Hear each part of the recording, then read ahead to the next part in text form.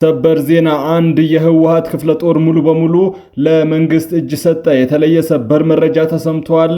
በዝርዝር ይቀርባል። የአሜሪካ ዋና ኢንስፔክተር ጀነራል ጽህፈት ቤት በማዕከላዊና በሰሜን ምዕራብ ኢትዮጵያ በምግብ እርዳታ ተረጂዎች ላይ የሚፈጸም የማጭበርበር ድርጊት መኖሩ እንዳሳሰበው አስታውቋል። የነዳጅ ችርቻሮ የመሸጫ ዋጋ ጨምሯል። የገንዘብ ሚኒስቴር ከዓለም የነዳጅ ዋጋ ጋር ሲነጻጸር ዝቅተኛ ነው ብሎታል።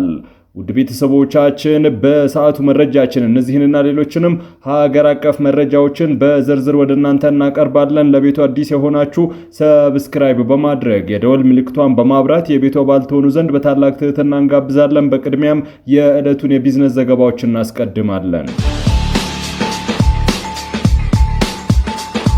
ዛሬ በዳሽን ባንክ አንድ የአሜሪካን ዶላር 153 ብር ይመነዘራል። የአውሮፓ ዩሮ 181 ብር ከ7 ሳንቲም፣ ፓውንድ ስተርሊንግ 209 ብር ከ1 ሳንቲም፣ የስዊዝ ፍራንክ 198 ብር ከ5 ሳንቲም፣ የተባበሩት አረብ ኤምሬቶች ድርሃም 44 ብር ከ3 ሳንቲም፣ የሳውዲ ሪያል 43 ብር ከ2 ሳንቲም ይመነዘራል። በአቢሲኒያ ባንክ አንድ የአሜሪካን ዶላር 153 ብር ከ3 ሳንቲም፣ ፓውንድ ስተርሊንግ 208 ብር ከ2 ሳንቲም፣ የአውሮፓ ዩሮ 183 ብር የተመነዘረ ሲሆን የስዊዝ ፍራንክ 195 ብር ከ5 ሳንቲም፣ የተባበሩት አረብ ኤምሬቶች ድርሃም 44 ብር ከ1 ሳንቲም፣ ሪያል 43 ብር ከ6 ሳንቲም፣ የቻይና ዩዋን 22 ብር ከ2 ሳንቲም ይመነዘራል። በህብረት ባንክ አንድ የአሜሪካን ዶላር 153 ብር ከ3 ሳንቲም፣ ፓውንድ ስተርሊንግ 207 ብር ከ4 ሳንቲም፣ ዩሮ 182 ብር ከ8 ሳንቲም የተመነዘረ ነው። የአሜሪካ ዋና ኢንስፔክተር ጀነራል ጽህፈት ቤት በማዕከላዊና በሰሜን ምዕራብ ኢትዮጵያ በምግብ እርዳታ ተረጂዎች ላይ የሚፈጸም የማጭበርበር ድርጊት መኖሩን አሳሰበም። የአሜሪካ ተራድኦ ድርጅት ዋና ኢንስፔክተር ጀነራል ጽህፈት ቤት በማዕከላዊና በሰሜን ምዕራብ ኢትዮጵያ በአሜሪካ በሚደገፉ ሰብአዊ እርዳታ ተረጂዎች ላይ ያነጣጠረ የማጭበርበር ድርጊት መኖሩን አስጠንቅቋል። ድርጊቱን ሲገልጽም በሰብአዊ እርዳታ ምግብ ወቅት ተጋላጭ የሆኑ ማህበረሰብ ክፍሎች ኮሚሽን ወይም ጥቅማ ጥቅም ክፍያ እንዲፈጽሙ መጠየቃቸውን የሚገልጹ ክሶች መኖራቸውን ደርሼበታለሁ ብሏል። ተቆጣጣሪ ተቋሙ በየካቲት 2018 ባወጣው ማስጠንቀቂያ ድርጊቱ የአካባቢ ስልጣንን በመጠቀም በዩኤስኤአይዲ እና በሌሎች የአሜሪካ መንግስት ፕሮግራሞች የሚደገፉ የሰብአዊ እርዳታዎችን ለማግኘት የሚመጡ ተረጂዎችን ክፍያ እንዲፈጽሙ ማስገደድን ያካትታልም ብለዋል። የማህበረሰብ መሪዎች ስልጣናቸውን በመጠቀም ከተረጂዎች ገንዘብ እንደሚቀበሉ በርካታ ሪፖርቶች ለጽህፈት ቤቱ ደርሰዋል ያለው ሪፖርቱ በአንዳንድ ሁኔታዎች ክፍያው ለፖለቲካ ወይም ለአባላት ፈንድ በሚል በሐሰት እንደሚቀርቡም ተገልጿል። ለህዝብ መዝናኛ የተከለለ ይዞታን በሙስና አሳልፈው የሰጡ የቀድሞ አመራሮችና ባለሙያዎች ተከሰሱ።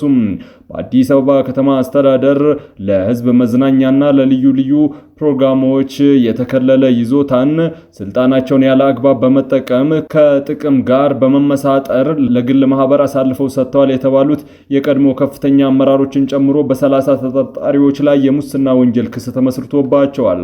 በፌዴራል ከፍተኛ ፍርድ ቤት ልደታ ምድብ 4ኛ ሙስና ጉዳዮች ወንጀል ችሎት የቀረበው ይህ የክስ መዝገብ የፍትህ ሚኒስቴር የሙስና ጉዳዮች ዳይሬክተሮት አቃቤ ህግ የወንጀል ህጉን የሙስና አዋጁን በመጥቀስ ያቀረበው ነው። በክስ መዝገቡ ላይ የተጠቀሱ ተከሳሾች ከ2018 እስከ 2016 ዓ.ም ባለው ጊዜ ውስጥ በተለያዩ ደረጃዎች ተሳታፊ የነበሩ ሲሆን ከነዚህም መካከል የአዲስ አበባ ከተማ የመሬት ልማት አስተዳደር ቢሮ የቀድሞ ምክትል ኃላፊ ሞሊቶ በላይነህ፣ የቢሮ መልሶ ልማት ዳይሬክተር ግዛቸው ሙሉጌታ፣ የከተማዋ የፍትህ ቢሮ አቃቤ ህግ አብዮት ጁፋራ፣ የቦሌ ክፍለ ከተማ የመሬት አስተዳደር ኃላፊ የነበሩት ቸርነት አበበ ይገኙበታል። አቃቤ ህግ ባቀረበው የክስ ዝርዝር መሰረትም ተከሳሾቹ እርስ በርሳቸው በመናበብና በጥቅም በመተሳሰር በቦሌ ክፍለ ከተማ ወረዳ 13 ክልል ውስጥ የሚገኝ በከተማ አስተዳደሩ ካቢኔ ሳይቀር በመሬት ባንክ ቋት ውስጥ እንዲጠበቅ የጸደቀ ይዞታን ለግል ጥቅም አውለዋል። ይዞታው ከ1994 ጀምሮ በአድዋ ፓርክነት የሚታወቅ በ10ኛው መዋቅር ፕላን መሰረት ከመጋቢት 2010 በኋላ ዊንድስ ኦፍ አፍሪካ ልዩ ፕሮጀክት ክልል ክልል ውስጥ እንዲካተት የተደረገ ነው። ቦታው ለጎልፍ ክለብ፣ ለከተማ ደረጃ መናፈሻ፣ ለተለያዩ የህዝብ መዝናኛ አገልግሎት ተብሎ የተከለለ የመንግስት ይዞታ መሆኑን እያወቁ ተከሳሾቹ ይዞታ ማረጋገጫ ካርታ ሊሰጣቸው የማይገባ ዮርዳኖስ ዘውዲቱና ጓደኞቿ የሲሚንቶ አከፋፋይ ህብረት ችርቻሮ ማህበር ለተባለ አካል 2950 ካሬ ሜትር እንዲሰጥ ማድረጋቸው ክሱ ያስረዳል። በህገወጥ አሰራር ምክንያት መንግስት በወቅታዊ የሊዝ የጨረታ ዋጋ ሊያገኝ የነበረውን 168 ሚሊዮን 724405 ብር ጉዳት እንዲደርስበት ማድረጋቸውን አቃቤ ህግ አመላክቷል። ከዚህ በተጨማሪ 3 ተከሳሾች ድርጊቱን ለመፈጸም 7 ሚሊዮን 200 ሺህ ብር የእጅ መንሻ ወይም ጉቦ መቀበላቸውን በክሱ ተመላክቷል። ተከሳሾቹ የተቀበሉት ጉቦ ገንዘብ ምንጩ እንዳይታወቅና ከህግ ተጠያቂነት ለማምለጥ ሲሉ በተለያዩ የባንክ ሂሳቦች በማዘዋወር በወንጀል የተገኘን ገንዘብ ህጋዊ አስመስሎ ማቅረብ ወንጀል በዋና ወንጀል አድራጊነት ተከሰዋል። ፍርድ ቤቱ ክሱ ከቀረበባቸው 30 ተከሳሾች መካከል ለ13ቱ ክሱ እንዲደርሳቸው የተደረገ ሲሆን የክስ መቃወሚያ ያላቸው ለማሰማትና ያልቀረቡ ተከሳሾችን ለመጠባበቅ ለመጋቢት 15 2018 ተለዋጭ ቀጠሮ ሰጥቷል። የነዳጅ ዋጋ ጭማሪው ከዓለም ዋጋ ጋር ሲነጻጸር አሁንም እጅግ ዝቅተኛ መሆኑን የገንዘብ ሚኒስቴር ገለጸ። የገንዘብ ሚኒስትሩ አህመድ ሺዴ ትላንት በሰጡት መግለጫ መንግስት በከፍተኛ ድጎማ የሚቀርበውን ነዳጅ ከተተመነለት ዋጋ መጠን የግብይት ሰንሰለት ውጪ በሚሸጡ አካላት ላይ ጠንከር ያለ እርምጃ መውሰድ መጀመሩን አስታውቀዋል። መንግስት በዓለም ገበያም የመዋዠቅ ምክንያት በህዝቡ ላይ የሚደርሰውን ጫና ለመቀነስ በዓመት ከ4.2 ቢሊዮን ዶላር በላይ የውጭ ምንዛሬ ለነዳጅ ግዢ ይመድባል። በትላንትናው ዕለት የተደረገው የዋጋ ማስተካከያ መንግስት ነዳጅን ከሚገዛበት የዓለም ዋጋ ጋር ሲነጻጸር አሁንም እጅግ በጣም ዝቅተኛ መሆኑ ተገልጿል። ነዳጅ በተቀመጠለት የዋጋ ተመን ስርዓት እንዳይሸጥ የሚያደርጉ አካላት ተባባሪዎች በጥናት መለየታቸውና በእነርሱም ላይ የተጀመረው ህጋዊ እርምጃ ተጠናክሮ እንደሚቀጥል ሚኒስትሩ አረጋግጠዋል። በመካከለኛው ምስራቅ ካለው ወቅታዊ አለመረጋጋት ጋር ተያይዞ የአቅርቦት መስተጓጎል እንዳይከሰት መንግስት የተለያዩ አማራጮችን በመጠቀም አስተማማኝ አቅርቦት እንዲኖር እየሰራ ይገኛልም ብለዋል። መንግስት የህዝብን ኑሮ ለማቅለል በቢሊዮን የሚቆጠር ዶላር እየደጎመ ባለበት ሁኔታ ይህንን ድጋፍ ለግል ጥቅማቸው የሚያውሉ ህገወጥ አካላትን አይታገስም ሲሉ አህመድ ሺዴ ተናግረዋል። በመጨረሻም ህብረተሰቡ ያልተገባ የዋጋ ጭማሪ የሚያደርጉ የግብይት ሰንሰለቱን የሚያናጉ አካላትን ለሚመለከተው አካል በመጠቆም የበኩሉን ትብብር እንዲያደርግ ጥሪ አቅርበዋል። የጅቡቲ ወደቦች ነፃ ንግድ ቀጠናዎች ባለስልጣን በባህረ ሰላጤው ቀውስ ጋር ተያይዞ ወደ ኋላ ተመልሰው የሚታሰቡ ተጨማሪ ክፍያዎችን አገደም። የባለስልጣኑ ዋና ስራ አስኪያጅ አቡበክር ዑመር ሃዲ ዛራ ባወጡት መመሪያ ይህ እርምጃም በእቃ ባለቤቶችና በመርከብ ባለቤቶች መካከል ፍትሃዊነትን ለማረጋገጥ እንዲሁም የባህረ ሰላጤው ቀውስ ከመጀመሩ በፊት ለተከናወኑ ጭነቶች ወደ ኋላ ተመልሰው የሚታሰቡ ሪከቨሪ ተጨማሪ ክፍያዎች እንዳይተገበሩ እያለመ ነው ተብሏል። በመካከለኛው ምስራቅና በምስራቅ አውሮፓ ታዋቂ የሆነው ግሪኢኮ የተሰኘው የኮርፖሬት ስጋት አማካሪና የኢንሹራንስ ብሮከር ዛሬ ባወጣው ሪፖርት ዓለም አቀፉ የመርከብ ትራንስፖርት ተጨማሪ ጫና ውስጥ መውደቁን አመላክቷል። ከውጭ ንግድ 95 በመቶ በላይ በጅቡቲ ወደብ ላይ ለምትተማመነዋ ኢትዮጵያ የዚህ ሁኔታ ተጽዕኖ ከፍተኛ ሊሆን ይችላልም ተብሏል። የውጭ ጉዳይ ኢንስቲትዩት መረጃ እንደሚያሳየው በ2017 ዓ.ም ብቻ 9.5 ሚሊዮን ቶን የኢትዮጵያ ዕቃ በወደቡ በኩል አልፈዋል።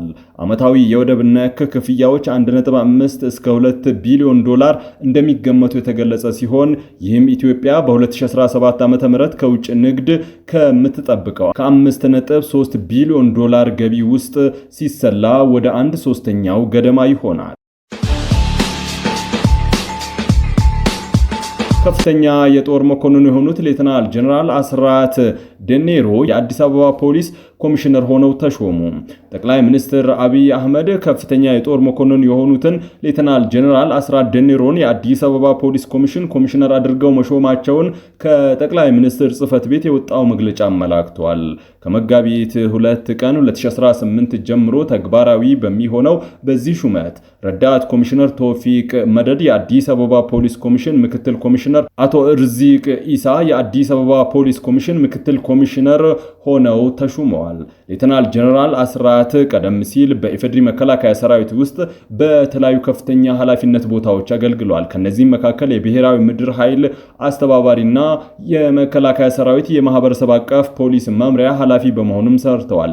እንደ አውሮፓውያን ዘመን አቆጣጠር ከየካቲት 2022 በደቡብ ሱዳን የተኩስ አቁምና የሽግግር ደህንነት ዝግጅት ክትትል ሰብሳቢ ሆነው ተሹመዋል። ተቋሙ በሀገሪቱ ያለውን የግጭት ሂደት ለማቆም በተደረገው የሰላም ስምምነት መሰረት የተኩስ አቁም አፈጻጸምን የመከታተል ኃላፊነት የተጣለበት ቀጠናዊ አካል ነው። ሌተናል ጀነራል አስራት ቀደም ሲል ባለው የሥራ ዘመን የመከላከያ ሰራዊት የኢንፎርሜሽን መመሪያ ኃላፊ ሆነው ያገለገሉ ሲሆን በቤንሻንጉል ጉሙዝ ክልል፣ ጋምቤላ ክልሎችን ጨምሮ በምዕራብና በደቡብ ምዕራብ ኢትዮጵያ አካባቢዎች የደህንነት ስራዎችን ሲያከናውን የነበረው የምዕራብ እዝ የበላይ አመራር ነበሩ።